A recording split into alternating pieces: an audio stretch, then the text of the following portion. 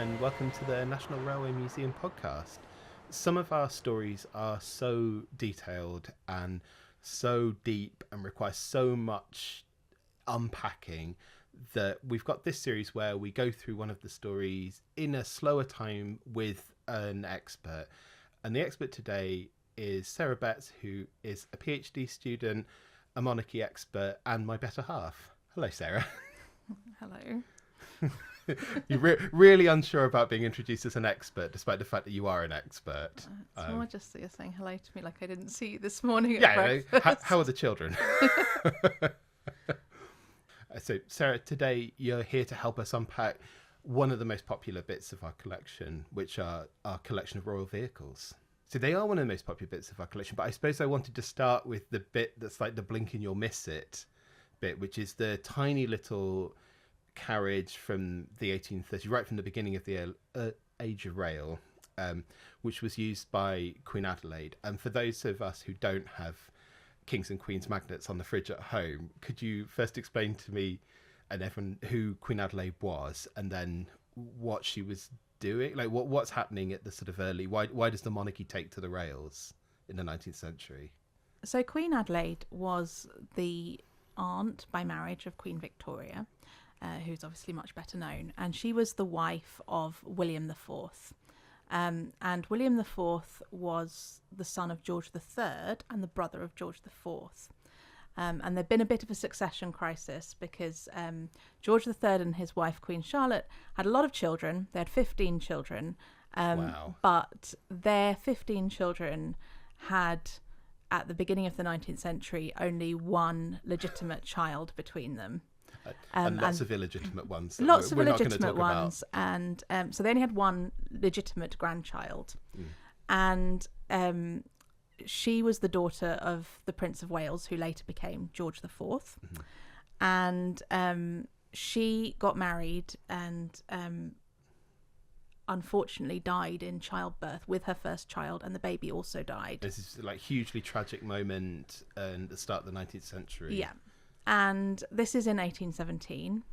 And so the Prince Regent, because George III is still alive at this point, the Prince Regent, her father, is still married to his wife, but they're estranged. They haven't really spent any time together since Princess Caroline got pregnant with Princess Charlotte sort of 20 years earlier. So they're estranged. They're not going to have any more children. But he has got lots of brothers, and his brothers are not married. Well, the Duke of York is married, and he's also estranged from his wife, and they don't have any children. But he's then got 4 more younger brothers, one of whom has recently got married, and the others of whom were easily persuaded by money from Parliament to get married very quickly.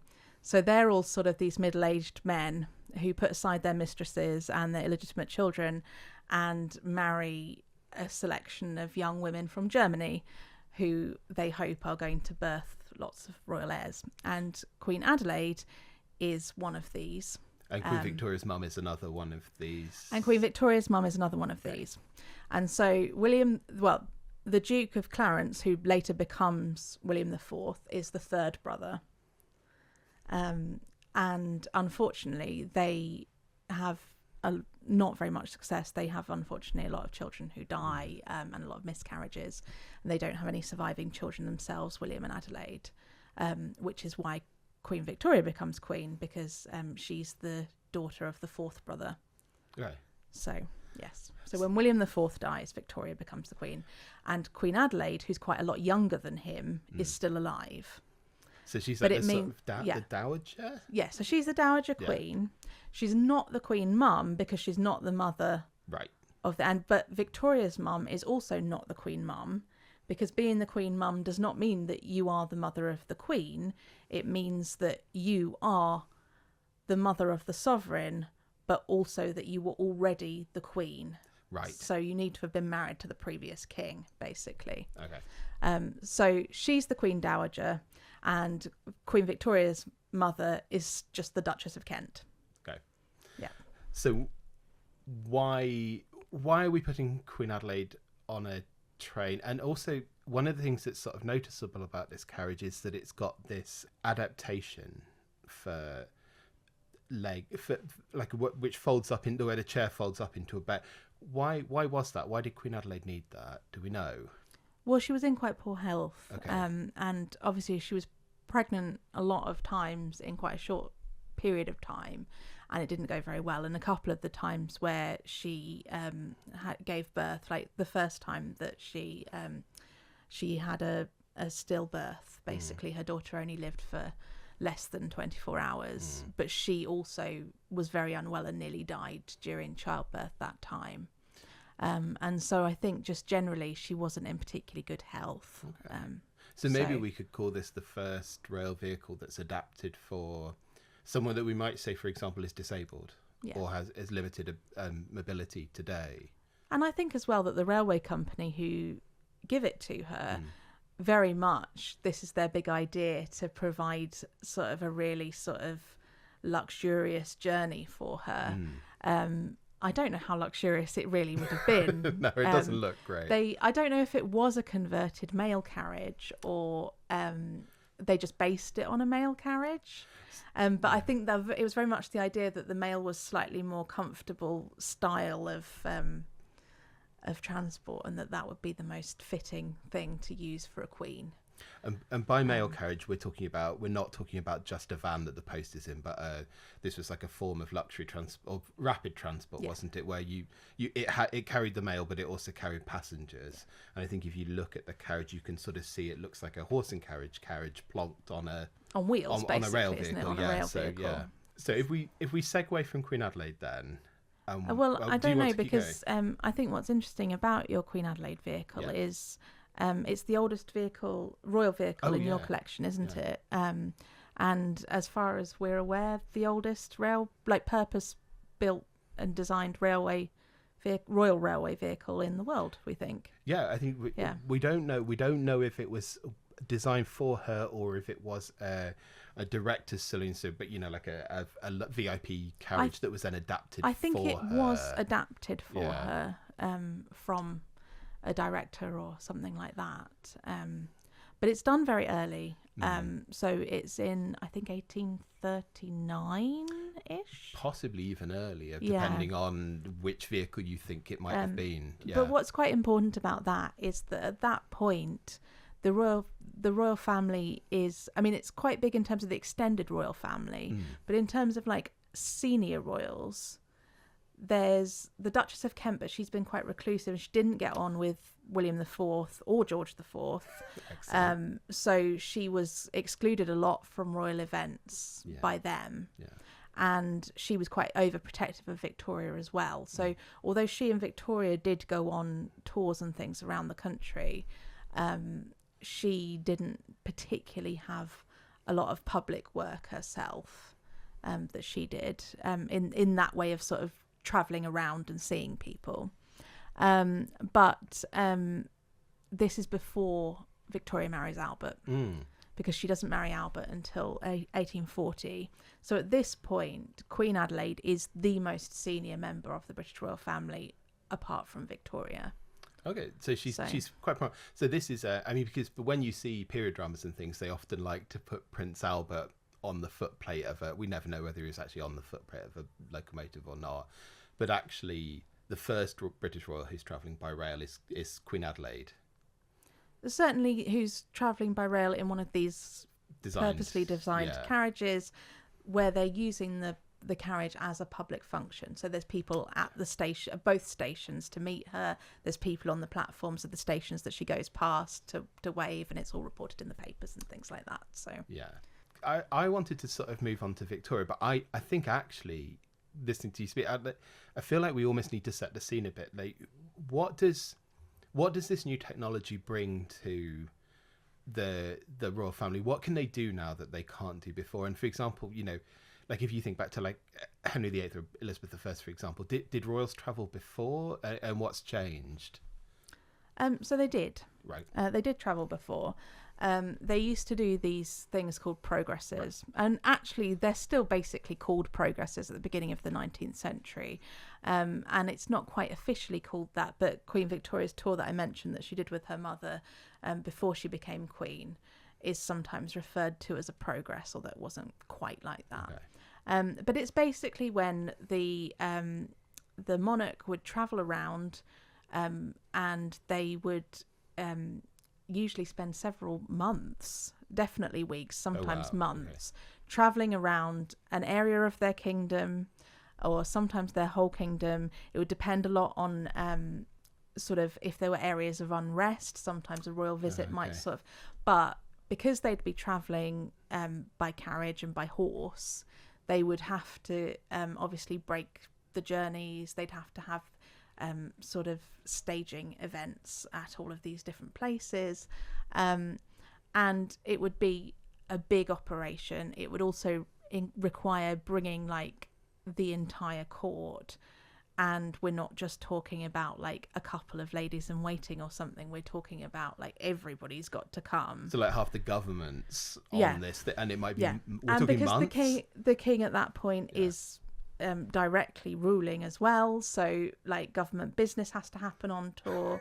It's also some of these people's only opportunity to meet the king, and we're not just talking about sort of ordinary people in their houses, but also all the local magnates and stuff who maybe aren't important enough or rich enough to come to court, or not to come to court very often. This is their chance to sort of go and see the monarch somewhere more locally. Okay. So that's one way that things change, because the Hanoverians do tours. But as we get into Victoria's reign, increasingly the royal family can start to do visits, and they'll go to places, and because they've got trains, they can actually go to most places and come back again the same day. And it's just a much smaller operation from the royal side, although obviously for the cities and things and the towns that they're visiting, it's a big deal still to have the king or the queen and the queen and the Prince of Wales or whatever come to visit them, but it's a much smaller operation than like basically taking an entire palace worth of people for a several month jaunt round the country. So it's just like we're talking about speed, we're talking about efficiency, but also we're talking about not disrupting the sort of day-to-day of government. And of course some of that is because the monarch by Victoria just doesn't have the same political role. So she still needs to be contactable. She still gets her red boxes. She still has to meet regularly with the Prime Minister, and she's still involved in that way. But she's much more local. Even if because the trains make her local. And it also means that she can travel privately much easier than previous monarchs. So she goes to Germany quite a lot, and for years, in fact right up until the First World War, the senior royal family are always going off to Europe for like family occasions and weddings and funerals and christenings and holidays and spa treatments and kinds of things, and they can do that. And whereas when Henry VIII went to France, he had to leave his wife. So he goes a couple of times. And when in the early part of his reign, he goes and he has to leave Catherine of Aragon as the regent. Yeah. And in the later part of his reign, he's going to go to France again, and he leaves Catherine Parr as regent, because he's going to be out of the country and they need somebody who can stand in for the king.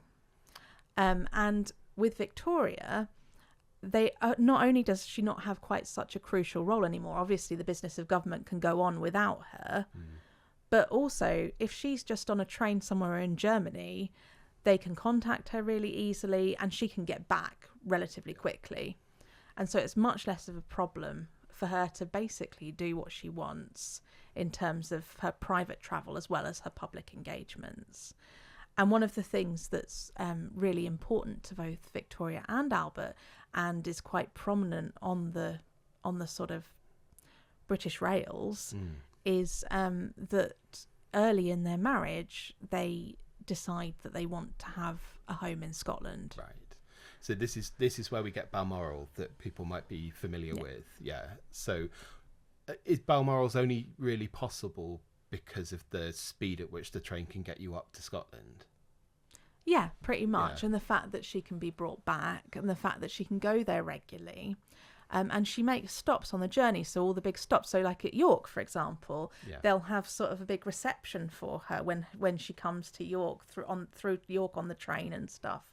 And she can make stops and things like that when she's going up to Balmoral for the summer or for Christmas or whatever.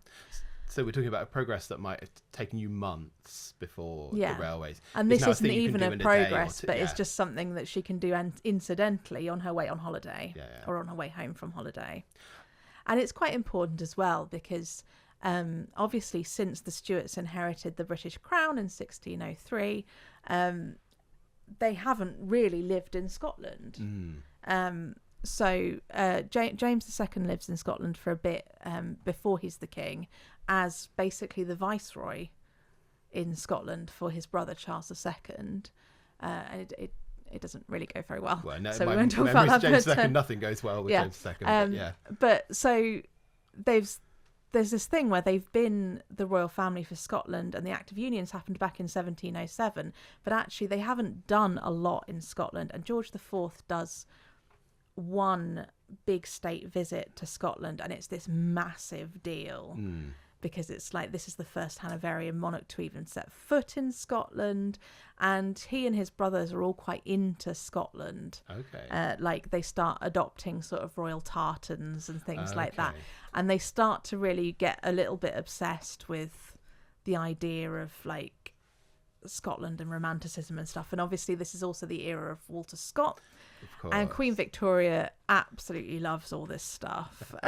Like she loves Walter Scott. She really embraces all the kind of romantic Scottish thing. And so when she and Albert sort of fall in love with Scotland, and they very much they want Scotland to be a part of their lives, and this is something that enables it to be a regular part of their life, is to be able to just come and go on the train. And of course, like that's pretty much been the case. I mean, for the Queen Mother, Queen Elizabeth, the Queen Mother, she was actually Scottish, so she had relatives in Scotland, and then she also had a private house in Scotland and stuff, and so it was very useful for her to be able to come backwards and forwards. Queen used to go to Balmoral for several weeks every summer when Parliament was in recess and things. And if people have seen the film of the Queen, the Helen Mirren one, that's largely centred around, or at the start is centred around Balmoral and the estate there. And in fact, it had always been the Queen's plan that if she died in Scotland, I mean, it didn't end up happening. She did die in Scotland, and this didn't happen in the end. But the plan had always originally been that if she died in Scotland, she was going to be brought back on the train, and that there would be a funeral train for her. So I want to talk about funeral trains. I want to talk about some of these other residences, but I just wonder, because there is a station at Balmoral. I mean, there's a station, or the private station, and it's connected by the telegraph, which I think is another important part of this story. But if we jump forward in time for just a moment, the station at Balmoral is the scene of a 1930 scandal, isn't it? Do you want to give us that very briefly? Well, it is, but it's actually kind of a strange scandal because the people in Britain who might have understood what it meant didn't hear about it, and the people abroad didn't really have the same sort of concept of sort of royal protocols and Scottish geography, I'd imagine. But when Edward VIII was king, and he was secretly seeing Mrs. Simpson, and the British press had an embargo on it. They had an agreement that they weren't going to report any of this stuff. So he'd been seeing Mrs. Simpson for a couple of years, well, quite a few years before his father died. And obviously the top layer of society in Britain knew this. The people who actually knew them, the royal family, the aristocracy and things, they all knew about Mrs. Simpson. She's like this big open secret. But none of the ordinary British people know about it because the British press don't report any of it. But it is reported in the foreign press. So he was quite lazy. He didn't really enjoy the kind of work part of his job. Shocker. He was sort of pleased to have freedom when his father died, but less pleased that might mean that he might have to not do things like go on holiday for months at a time and not do his work. And there used to be sort of stories of cocktail glasses, watermarks on the papers when they went back to the government from his red box and things like that. Amazing. Anyway, so in the autumn of 1936, he was in Scotland at Balmoral, and he decided to invite Mrs. Simpson up to stay. And he was meant to be opening a hospital in Aberdeen. And he decided that he wasn't going to do this, and he told everyone he couldn't possibly go to Aberdeen because he was still in mourning for his father, and he wasn't up to going to do this, so he sent his brother to do it instead. And in the meantime was spotted by some locals at the local station picking up Mrs. Simpson in his car from the station. So there was a little bit of but this is scandal all there, embargoed in the British press. Yeah, but of course this is one of the things that is also very different, and why the railways are quite important, because through it sort of coincides with the royal family becoming also much more about media and media appearance and instant news. And I mean, we talk about today as the era of instant news, but of course in the 19th century some of these papers are bringing out several editions a day, and they're sharing stuff and they're copying stuff from each other's things. And so like the news is properly like, there'll be stuff that happens in the morning that's in the papers in the afternoon, but then that also gets taken to various different places and reported for the next 2 weeks in various different papers, in local papers. In some of the papers only come out once a week, so they'll be carrying the story when they come out later in the week and that kind of thing. So there's a lot of exposure for this stuff, and that's the other thing that the railways work with, is that all of their railway journeys become these media events, and that also obviously helps them to become one-off daytime events, because you can accomplish your mission of being seen and accessible to the people much quicker, to a much wider group of people. If you go on the train, you're met at the local station, and you go through different stations, and there's media at all of the different stops, and there's media coverage, there's often pictures, so it's all stuff that's covered. And the station's a really good venue for this sort of... And the Royal Train perfect, becomes a space right? Because as well. when they have these big receptions, they need an area that's got a platform, and an area that's got places to put that they can close off areas, and they've got bits for they've got bits for stands, and they've got bits for the people, and they've got all of the dignitaries lined up, and lining it up next to a train on an actual platform is just perfect for all of this stuff. They've got space to put the journalists out the way. They can sort of it's really an ideal venue for a civic visit. So I think that's quite important. I mean, obviously you say that it's already there. Obviously they do deck the stations out, especially if the royals are going to get off. And they're properly into sort of red carpets and bunting, and sometimes like these great sort of arches and things, which is actually very similar to what they used to do to welcome sort of kings and queens so into cities. There is, but it's all on a much more sort of like, Do you want to talk about Queen Victoria then, or do we want to skip ahead, because you were saying earlier that is it Queen Victoria or is it her children who are the real masters of this new way of appearing as the monarchy? Like, do we want to talk about the Prince and Princess of Wales? So because Queen Victoria lives for such a long time, until the present king, her son Edward VII was the oldest person to come to the throne, because he's 60 already when his mother dies. So he's been Prince of Wales since birth, and he's been married for 40 years already. But also he gets married just after his father dies, and his mother becomes very reclusive and is really not seen loads in public until the Golden and Diamond Jubilees in the 80s and 90s. And so the Prince and Princess of Wales actually take on a lot of the day-to-day stuff, and they're always taking the train places and opening places and doing these sort of like civic functions and things like that. And it actually starts right from the beginning, because the court is still in mourning for Prince Albert when the wedding happens. So Edward VII's wife is Alexandra of Denmark. Her father's the King of Denmark, and she and her family come over from Denmark and land at Gravesend, and then they are brought by railway from Gravesend to Windsor. which is where the wedding's going to happen, and to see the Queen and things.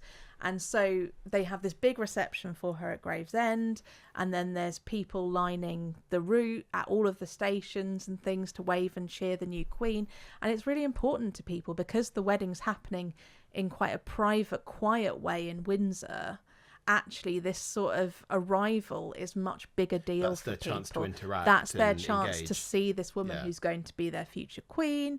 It's their and the Prince of Wales goes out to meet her at Gravesend, so he's there as well. So there's some familiar faces, and it's just really exciting for everyone. And it's basically your equivalent of Charles and Di in 1981, except that it's not going to happen in the middle of London. It's going to happen out in Windsor. And so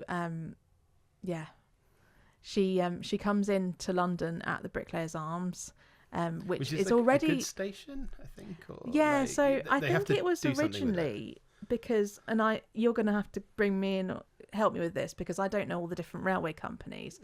But they were, whichever railway company, I think it's London and Croydon. I think so, yeah. Are fed up of having to pay whoever it is who owns London Bridge, which is the line that owns London Bridge. But they have to pay a tariff, basically, to London Bridge to use London Bridge. So they're like, maybe this could be our new station that we're going to use. And they build it, and they do use it for goods, and they originally are hoping to use it for their passenger line as well.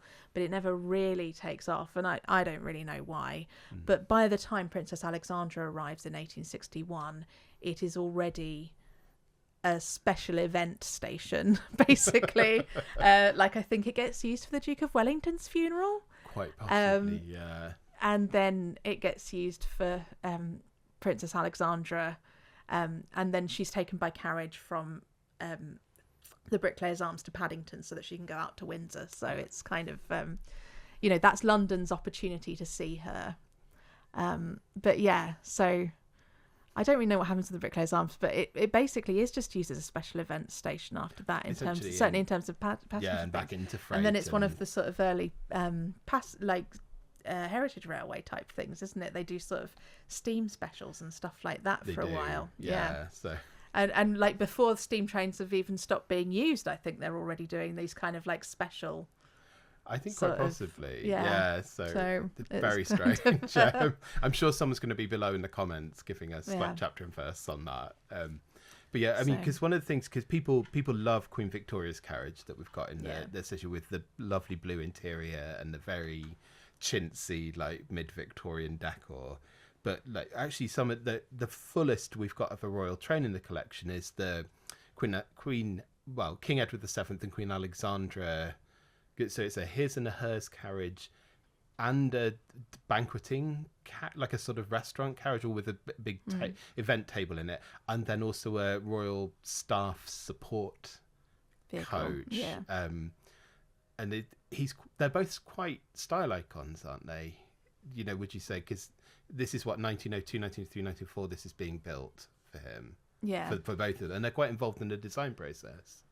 Yeah, I think so. And they're very much like, they're part of like the high society set, the fast set, really the opposite of Queen Victoria, who doesn't really approve. They have all of these luxury parties, and he's got all of his mistresses. Eating 3 roast chickens a day. He eats a lot of food, and he's very different from his father and from the Queen, and she is very much like, I mean, she really is kind of like a precursor to Diana in a lot of ways. Like, she's like forgotten. She's very young when she is married. She's princess. I mean, obviously for a lot longer than Diana was. She's Princess of Wales for a very long time, and she is she's known for like her high fashion and for being very involved in that, and she plays this sort of awful trick on the court because she's really vague about when she thinks it's acceptable for people to come out of mourning, and they're having this sort of this ball to celebrate the succession. I can't remember whether it's after the original coronation or after the actual coronation or after the original coronation that had to be delayed, but they're having this ball at Buckingham Palace, and everyone's like, "Oh, do we have to wear black? Are we still in mourning for the late Queen?" And she's very enigmatic about it, and is basically like, "Oh, well, you do what you think's best," and no one wants to be the first person to do this, so they all go in black, full on Victorian mourning dress. Well, no, they go in black. They go a bit subdued, Yeah. and she arrives, and she's totally not in mourning anymore, and so she's completely like the belle of the ball. Amazing. So yeah, so they do a lot of getting around on train, and she actually as well. She has her first child early, and she has rheumatic fever. I can't remember whether that was when she gave birth or around the same sort of time. She has rheumatic fever, so she is actually quite heavily disabled as well. So I think being able to get around on the railways is useful and more comfortable as well than being in a carriage. And am I right in thinking they used to go to the continent? They used to go to the continent a lot. Health, for relatives. Yeah. Her Queen Victoria is often known as the grandmother of Europe, but the King of Denmark also her father also has a large number of children, and so she's related to most of the royal families on her side as well, and they have family gatherings in Denmark a lot. So yeah. And there's an incident. If we just stay on Edward VII, there's an incident at Brussels Station, isn't there? Like, there's a really what happens at Brussels Station? He's shot at. Oh, okay. Yeah, no, he's shot at Brussels Station by an anarchist, I think. But yeah, no, I don't know the details of that. And also, obviously, famously as well, he goes to Paris on the train, and he is met by lots of booing and jeering, and then he goes and helps to broker the Entente Cordiale, and when he comes back everyone's cheering for him, and it's all Vive le Roi, and that's all happening sort of at the stations in Paris. So it's kind of a big part of his sort of international presence as well, is that he does travel around on train. And yeah, and you're using this as like a sort of power projection diplomacy tool. So like the railway's filling so many different and about functions. Accessibility. Just a lot of it is about accessibility, and I think it makes people feel like the monarchy is something that they can see, that they can interact with, which has become increasingly important for the way the monarchy operates basically from the beginning of the 19th century, because their actual political power has decreased, and this is the way that they have cultural power and they have soft power, is being able to be seen at these big events. And it's not just the sort of formal ceremony, but this idea that they can be I suppose that ordinary people can be a part of these perhaps quite ordinary moments, like the arrival of the princess to marry the Prince of Wales or whatever, or in fact then with their son, so they have two sons. And their eldest son is a bit of a Prince Charles type. There's lots of rumours, but he gets to nearly 30 before... Prince Charles is 30 by the time he gets married, but he's in his late 20s, and everyone's been speculating for years about who he's going to marry. And this is Prince Albert Victor? Prince Albert Victor, who's the Duke of Clarence. Which is a great title. So at this point, he's not the son of the king, because they're still the Prince and Princess of Wales at this point. Right. So he's the son of the Prince of Wales, and he is actually Will and Kate is a much better example. Right. He's about that sort of age. He's the son of the Prince of Wales and the grandson of the Queen, but he's going to be the next king. So he really should be sort of settling down and getting married at this point. That's very much how... 1880s, 1890s? So this is the point where we're talking about is 1891. And he very suddenly announces his engagement to a cousin of his, who is Princess May of Teck. Okay. And Princess May is like a minor royal, so her mother's a cousin of Queen Victoria's. Okay. She's born in Kensington Palace. They don't have much money, and she lives sort of basically in a Grace Favour house on the edge of London in Richmond. Nice. And so they become engaged at a house party at Luton Hoo, and because of the sort of media interest in Yeah. this, by the time she comes back to London, everybody in London knows that they're engaged, and everyone's super excited about it. This is proper, like, this is like the day that Will and Kate got engaged, Yeah, and they yeah, sort yeah. of, and they had that helicopter just showing like the roof of Clarence House, except she's going to come back on the train. Yeah. So there are people And camped so out at the station. there are people camped out at the station at St Pancras waiting to see her, because they've all heard that she's going to come back on the train with her parents and then go and have lunch with the Prince and Princess of Wales at Marlborough House. Ah, okay. And so they're properly ready and waiting for her to come off this train, and she gets off the train and the crowd is there and going wild and stuff. So and again, it's just this thing where they feel like they can be connected, and it's just because she had to get a train home, really. Yeah. And so it's not an official event. Obviously, the lunch is a semi-official event, but it's not an official event. It's not on a programme. It's a private family event.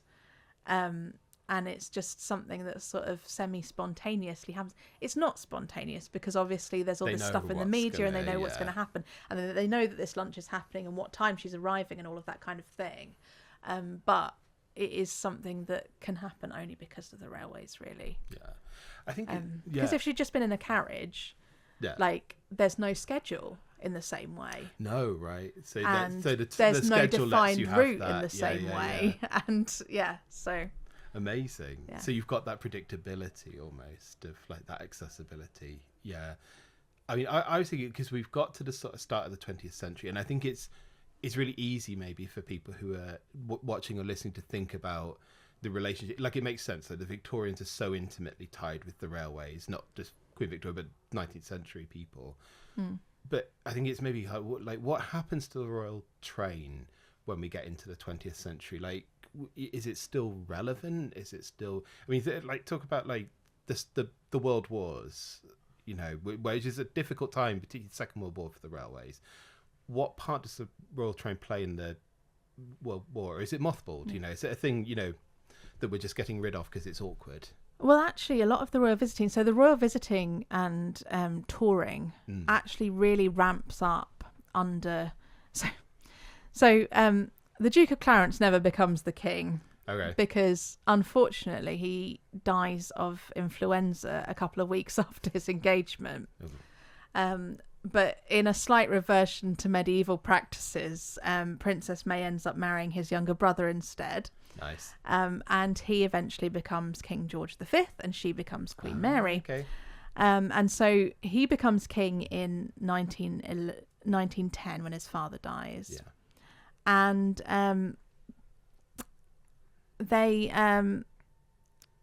really ramp up this kind of accessible monarchy, this democratic monarchy.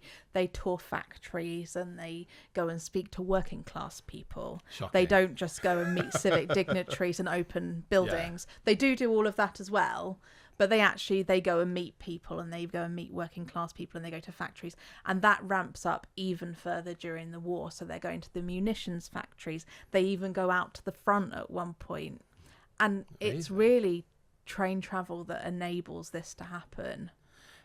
Because again, just logistically, they've got a factory one day and another one in the afternoon, and then another couple the next day, and they've got, you know, and that just couldn't have happened to go by road at that point. And presumably they've got an eye on what is happening elsewhere to monarchy in the 20th century, in 20th century Europe, right? Yeah. That's very forefront in their minds in terms of being accessible. Yeah. And a lot of the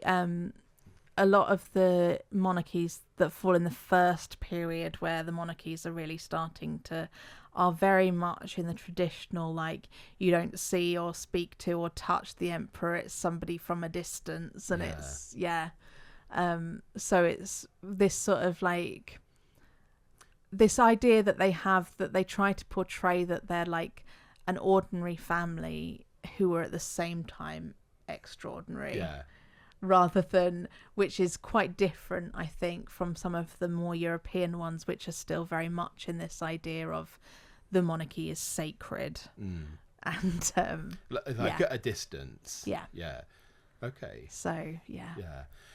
I mean, because I can't help thinking about, because you talked so much about the First World War just then, and like even going as far as going to the front. Yeah. But the Second World War brings, even more than the First World War, brings the war to the home front. Yeah. And the Royal Train is still there, still being used. Yeah, and actually, I mean, you've got some of the royal carriages from the war. Have you still got one of them that's been that had the armour plating added armour to plated, it? yeah. So the King and Queen famously wouldn't leave London. Yep. Buckingham Palace got bombed, although I think it was mostly the swimming pool that got hit. So oh no, outrageous! Not quite so much, but they wouldn't leave, and they briefly evacuated the children for a bit. Okay. In 1939, like a lot of children, and then brought them back. But then by the time the Blitz is properly happening, there's a lot of ideas that maybe they could send the princesses to Canada. Yeah. So the old Queen Elizabeth, who later becomes Queen Elizabeth II, and her sister Princess Margaret.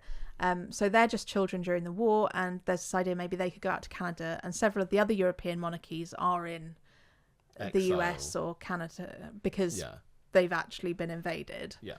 And there's like, well, you know, what if the Germans come here, maybe, and with all the bombing and stuff, maybe we should get the heir to the throne and the little girl, her sister, out of harm's way. Yeah. And the Queen Mum, she's the Queen at the time. Yeah. She very famously says, well, you know, the children won't go without me, and I'm never going to leave without the king, and the king will never leave. But they do compromise, and so the girls go to live in Windsor. Okay. And one of the reasons for that is because it's a really easy commute by train. Yeah. So, Yeah. So they use it to be able to commute in and out of London so that they can still see their kids, but that their kids aren't properly in the middle of children. London. So we've got, but there's also an armoured train and moving around the country. Yeah, and the same exactly as the First World War. They're visiting troops. They're visiting sort of training centres, and training barracks. They're visiting like the Naval College.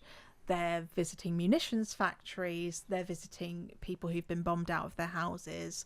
All the sorts of things that you see, you know, politicians and presidents and still the royal family doing today, really. Yeah. So back to this, right? The really key point here: this visibility, this accessibility, particularly in a time of crisis, to the point where I think there's a story that we had on display here where they were parking the armoured train in tunnels during the night if they couldn't make it to a store, if it was safer to avoid a direct hit in the tunnel, which must have been absolutely thrilling for everyone sleeping on board that train.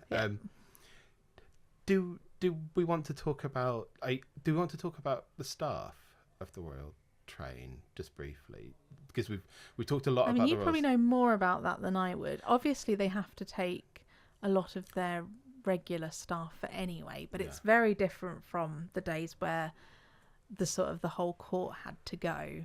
It would just be in terms of court staff, it would be you know, the ladies in waitings, the equerries, private secretaries, and all of that kind of thing, and increasingly obviously media teams, and so there'd be press secretaries and people who deal with talking to the royal pool and that kind of stuff. Because there's this whole, because that's what I wanted to get at, because there's this whole, there are like these two staffs who sometimes don't work particularly well together, because there's the railway people who are running and driving and maintaining the royal train, and then there's the royal household who are doing the sort of royal functions of this, and like that's quite a difficult power balance, I think, sometimes, isn't it? Like, who's got the right, like there's endless arguments, for example, in 1930, who is going to pay for the water that is used in the royal bath on the royal train? You know, does the railway company pay for that? Does the household pay for it? And obviously when railways are nationalised, that becomes much more of a thorny issue, because in the 19th century the railway companies are often falling over themselves to try and compete to win royal favour, But obviously later on it can become BR is less keen. But I mean, BR are sometimes into the royal Yeah. stuff. So in the 80s, and I think it's there until the early 90s possibly, Madame Two Swords and British Rail do a kind of they move and talk as well, but it's a sort of waxwork like installation piece of Queen Victoria's Diamond Jubilee Station in Windsor Eton Station. Oh, amazing. And they have this sort of, all of the royal trains, they have it decked out, and they have like it's one of the like Madame Tussauds experience type things where they start experimenting with doing like other sites outside of London, and you could see it all decked out, and the train and the red carpet and the bunting and Queen Victoria and the Prince and Princess of Wales, and and I mean that's there for quite a long time, I think. And like British Rail are very keen on that. Yeah. To get involved with that.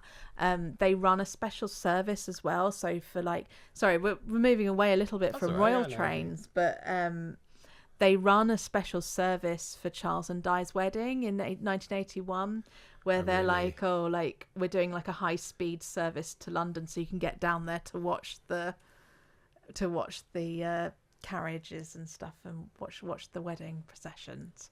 And I think also like I feel like some of the companies, and definitely sort of the Tube, I think, do like novelty tickets for the day of the wedding with Charles and Di's face on them and things for people. So again, like, even though this isn't the royals themselves travelling on the train, there is very much this sort of feeling of that deep connection. Yeah. Right? And didn't the railway companies give and TfL and things give the people who, like the military who were part of the Queen's funeral procession, didn't they give them sort of free transport to get to the funeral and stuff like that, didn't they? Because there were all those clips on the news of like the people with the massive drums trying to go over the security gates. But, yes. So yeah. On that opportunity, do we want to roll back slightly and talk about funerals, which is a very normal thing to say to your wife across a table? But you guys have now finally got your Victoria wreath on display, haven't you? Do we want, Queen Victoria's funeral, right? She dies on the Isle of Wight. The Great Western Railway is both incredibly sad and also falling over themselves with joy that she essentially dies in their neck of the woods, and they get to, with negotiating with other railway companies, get to run a lot of this. Yeah. This is a huge event, the funeral, isn't it? And this is like the first Royal Rail funeral, isn't it? Yeah. So they have had quite a lot of rail involvement in other public funerals. Where, because especially once they've started sort of doing lying in state and stuff, but where there's a public funeral, if there's a public funeral in London, but obviously often these people aren't going to then be buried. So I think Wellington, for example, they have a state funeral for Wellington. But then he's going to need to be taken somewhere afterwards. So they sort of have a lot of like transfer between stations and things like that. And so for Queen Victoria, so she's at her private house on the Isle of Wight, Osborne House, when she dies. So they obviously need the yacht to get her back onto the mainland. And then the railway meet them. And when do they put the funeral wreath on? Does the wreath come with them from Osborne? I think the wreath travels on the on top of the coffin once it's arrived on the mainland. Okay. I don't think it's on. They're not trying to balance it while they're loading her off the boat. Well, they have all these mishaps. So they have this mishap with the carriage, which is why famously they have the gun carriage, I think, pulled by the sail. You know, that very famous image of all the sailors pulling this thing, and it's because they can't get the horses to. I think they can't get the horses to pull the actual car. They can't get the coffin on the original carriage, so they have to improvise on the last minute. But Yeah. Well, it's very exciting that you've got the funeral wreath. I know that that's been something you've been trying to get out for a long time. So It's on display. We'll leave it at that. But it hadn't been on display for a long time, and it display. is exciting that that's survived. And it's been quite a conservation battle to get it into a state where it's safe on display. And I'm just going to say like a huge shout out to the museum's conservation team, because there was I mean we laugh about it, but there were very serious arguments for not putting this wreath on display. It's got loads of its original flowers from 1901, which were put together by school children, and there's a real worry that if we started to move this thing, it was just going to completely disintegrate. And it's the hard work of the conservation team that we've managed to get it back up to York, get it on display where people can see it. It's in a light protected box now, so I know some people feel like the colours are quite muted, but if we had it just behind plain perspex or glass, it would be gone within a couple of years. So that's the compromise we've had to make, but it's a lovely thing to have out on display. But back to this, like, it's this thing about that we keep coming back to, about prominence and about like ceremony and things, and also again about the ease of accessibility for the royals' private lives and their public role, where they've gone off to their private residences for family time or because they know that they're dying. And so, although, as I say, the Queen had the intention, I understood, was always that she would be brought back from Scotland or Sandringham or whatever on a train if she died at one of those places, and that doesn't end up happening. But her father and her grandfather and I think her great grandfather all die at Sandringham in Norfolk, which also has its own station, and which, you know, famously the Queen, you know, there was stories in the papers a few years ago about Will and Kate spending so much money taking sort of helicopters and things over to Sandringham, like from Kensington Palace to Sandringham, and the Queen gets the train. But yeah, so they die at Sandringham, but they have to be brought back to London. And by this point, it's very much so Queen Victoria doesn't in the same way, but basically everyone after Victoria, they have these massive lying in state occasions, which people probably remember from when Queen Elizabeth II died, and all the queue for the Queen stuff and things. And basically that is pretty much what happened with her father and her grandfather and her great grandfather, although obviously on a slightly different sort of scale. But although particularly for her father, because he was very popular after the war, and people were quite shocked by his death, and he was only in his 50s. He does quite suddenly, I think, as well, doesn't he? Yeah. So I think there is quite a lot of public mourning for him, but they're brought back from Sandringham to the stations. For example, when George VI dies, so the Queen's actually in Kenya, and they have to wait for the Queen to come back before they've moved the body. So he's still at Sandringham. And the Queen obviously has to go there, and they wait for her to get there, and then they bring the body back on the train. They have a service in the church in Sandringham, and they bring the body back on the train. And I think the only wreath they have on the coffin at this point is the one from his widow, the Queen Mother. And she travels in the same train, so the family are in the same train behind, and they're there. They get onto the platform and they stand on the platform and wait for the coffin to be brought out. And all of this is photographed and filmed, so it's also like this media event.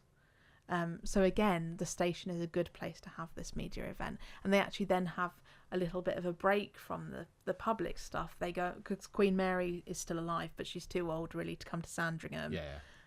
So they go and meet Queen Mary, and then they all go to Westminster Hall, and so that they're there waiting for the coffin when it arrives, because obviously it's going much slower.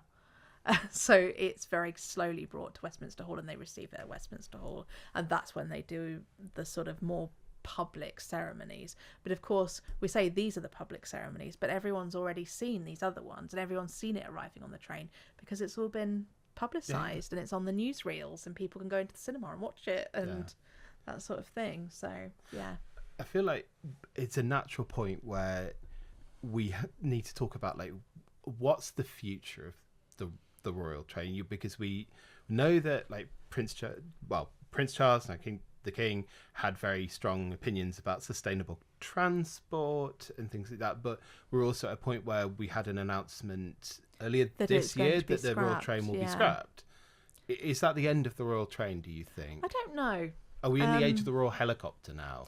Well, I don't know, because I think there are issues to be considered about both public cost and also obviously environmental issues. I know that the king, when he was Prince of Wales, apparently was very keen to try and get the royal train converted to sort of sustainable fuels, and at one point was talking about having it run on wine, which I believe he's converted one of his cars to run on wine from his estate. I don't know how sustainable that is, or to be honest how environmentally friendly it is, but I think the idea of environmentally friendly transport is something that is going to be something they have to revisit. So I don't know if at the moment, because they are, I think, now using a lot of electric cars, whether they feel like that's the environmental way. And obviously it's a smaller security bill to do convoys of cars than to have to work out the security of getting them even in a royal carriage or in a royal train from a public station. But I think there's also, it's much more environmentally friendly than a plane or a helicopter, and it is much cheaper than a plane or a helicopter. And they're about to start reviewing royal finances, aren't they, again? So I think it seems to be it for now, but I wonder if we might start revisiting the question. And I think some of that's going to depend a little bit on what happens with sort of railway infrastructure in this country as well. Like, if we're going to become much more of a rail society again, then I think probably it's going to be a natural thing to say, well, if everyone else is travelling by trains and we've got all of these great rail links, why not bring back a royal train if we're going to want the king to still go around? I mean, that's obviously another question, but if we still want the king and the Prince of Wales and things, like, why don't we do that? I mean, like, there's a limit, for example. I mean, I've seen that Prince William's got an e-scooter, hasn't he, to get around Windsor, but he's only going to get so far on an e-scooter, so you might need to have a think about maybe revisiting the royal train question. And obviously, especially if it's something more sustainable, if they do have something that is more environmentally friendly, it might be an opportunity to export that sort of infrastructure as well. So a lot of railway infrastructure in places that were British colonies during the British Empire were built because of royal visits and stuff. So like a lot of the Indian Railway is joined up for the purposes of the Delhi Durbar in 1911 and for other royal visits later on. I think they build some of the Australian Railway as well for royal tours and in Africa and things like that. So I think it might be something that ends up being exported if they can, and it is a big if, they can find something. But I mean, if British industry invests in green technologies or something and want to become like a leading green technology power or something, just like this could be something that they're exporting. And one of the key roles for the royal family, as a lot of people see it now, is this idea that they are like essentially national brand ambassadors.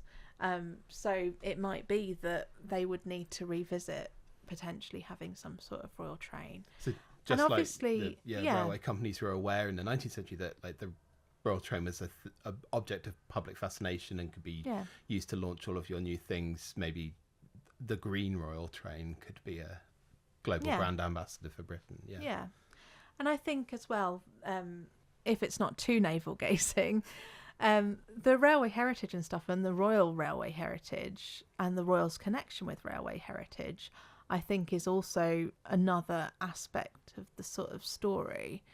I mean, obviously, like Prince Philip opened this museum, and one of the very first tours that Charles and Diana did after they got married was they came and did an official visit to York, and they came to the Railway Museum, didn't they? I think you've got some we've got stuff images from their and footage visit of that, and images of them. We're in Station Hall now, which was opened by Princess Anne. And Prince Charles obviously went inside some of the royal carriages and was quite. Jimmy'd opened one of the drawers and found that Grandmama used to keep her mints in here, and lo and behold, there were the mints. So I think there is sort of a royal heritage angle here as well, where if this sort of, and especially as people are trying not to use steam and things like that and coal, if particularly sort of 20th century rail is going to become something that's much more seen as this national heritage and something to be sort of talked about and preserved, there's also that angle, and I think that the royal trains are an important part of that. Which seems like a really good point to end it on. Yeah. So thank you, Sarah, for coming in and talking about that. And thank you for watching and listening. If you've enjoyed that, please leave us a like or a comment. We love to hear from you. Please do subscribe to the channel and let us know in the comments if there are other topics you think you'd like to listen to a deep dive into. And thank you